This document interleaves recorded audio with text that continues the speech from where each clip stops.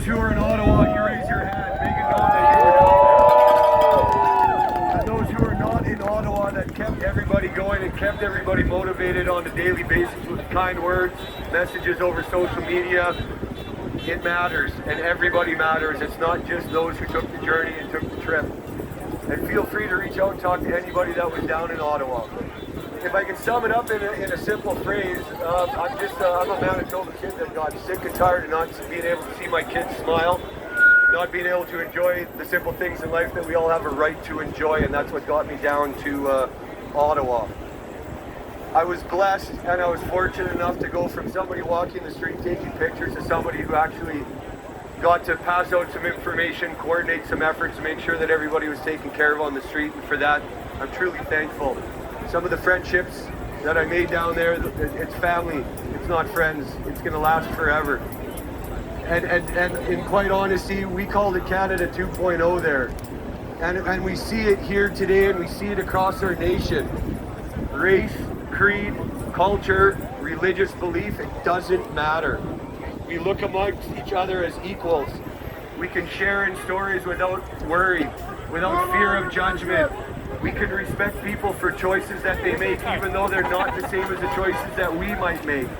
And that's really what it's all about, is standing strong through unity and love, respecting everybody. And if we can take this momentum that's been created from what's going on or what happened in Ottawa, what's still happening across the nation, what's still happening globally, we can take that and play it forward. What problems do we have to deal with? What social issues are we challenged with? There's not too many I can think of. A movement went to a city and got rid of hunger, fed the homeless, brought them in and sheltered them, and unified. It's a truly beautiful thing to see. Amen. And it doesn't stop in Ottawa, and it keeps going until we get back what we never should have lost. Our rights. Fundamental rights. Now, when the drivers got together to try to coordinate their efforts in the streets of Ottawa, every meeting was ended with a countdown, 1, 2, 3, and then we all screamed at the top of our lungs for what we wanted the most. And I don't think I got to tell you what that word is. I'm just going to count before I pass off the mic and make sure it rings right to the heavens and everybody can hear us. 1, 2, 3. Thank you. Thank you. Thank you so much.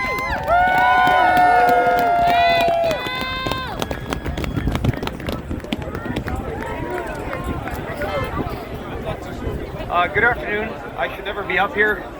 I've stated this before. Every one of you guys out there would do a better job up here than I do. First of all, my name's Rick. I've been part of this movement for a while. For those of you that have been paying attention, we did a number of slow rolls at Emerson, and then we held the line in Winnipeg as you guys were in Ottawa. So the Ottawa guys here got some credit. Who was all at the ledge holding the line for 2.5 weeks? All right, awesome. And you guys that were in Ottawa, the reason why we did that here is we did that in unison with you guys. We kind of watched what you guys were doing, and you guys were our backbone. A lot of the decision making that happened here, we kind of based it on what was happening in Ottawa, and of course, we had to take the information here as it came in by Winnipeg Police, and our decisions were made according to that as well. So I'll try and make it real short. First of all, I was just going to state they must have ran out of speakers, because otherwise they would have never asked me to come up here and speak, but we'll blame the organizers for that. So why are we here? For freedom, right? And which building are we standing next to? Human Rights Museum, right there. Which is supposed to protect our fundamental rights and freedoms, or it's supposed to honor it. And you have to have a vaccine passport now to be able to go into that building. I think that's one of the bigger disgraces in this country. So just a couple of things I want to run through here. Some things that we stated while we were negotiating with Winnipeg Police. First and foremost, I want to give credit to the Winnipeg Police Department. During the time that we were in Winnipeg here, they were very respectful. Our conversations were good. They were honorable. But I stressed to them several times, and we challenged them. And we challenged them not just on a professional level, but on a personal level, where their personal convictions stood. We had some real good heart-to-hearts with them.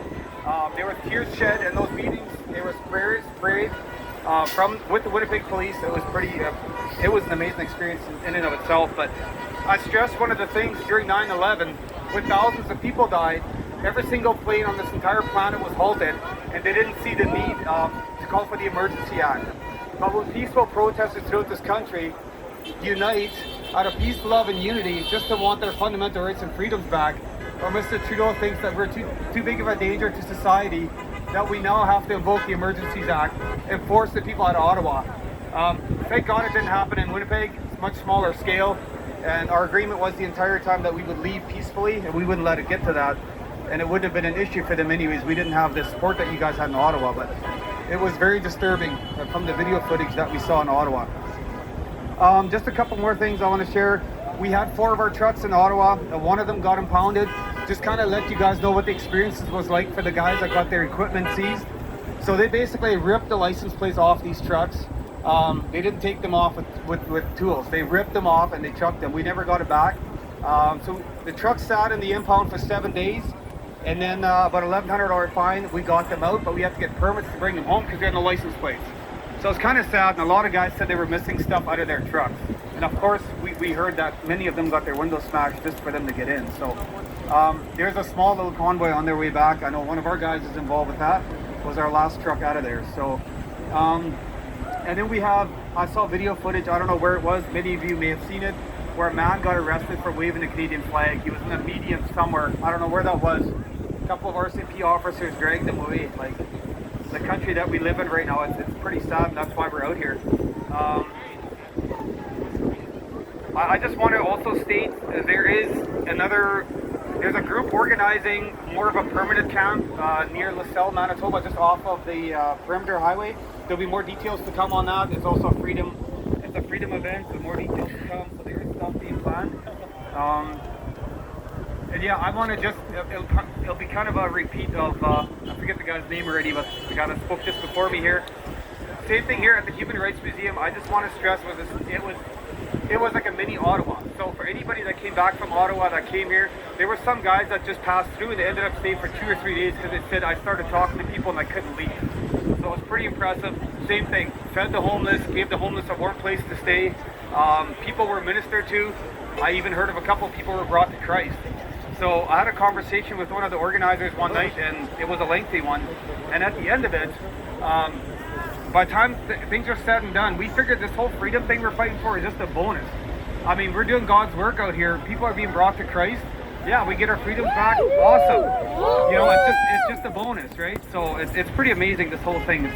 The movement has done way more than just unified the country into wanting our freedoms back. It's done a lot more than that. So one thing I want to stress too, like the truckers have done a lot and they've united this country, but that's because each and every one of you had open hearts to allow them to do that. But that said, I want to encourage all of you guys. There's something each and every one of us can do every single day right now, even though we don't have all our freedoms back yet, and that is to simply not comply with these crazy mandates anymore. Like, just don't wear a mask. If they won't allow you in, you take your business elsewhere. Plain and simple, right? That's something we can all do. You don't have to be a trucker. You don't have to be an organizer. You can do this on a day-to-day basis, every single day. So, a couple of things that just to finish this off on a positive note.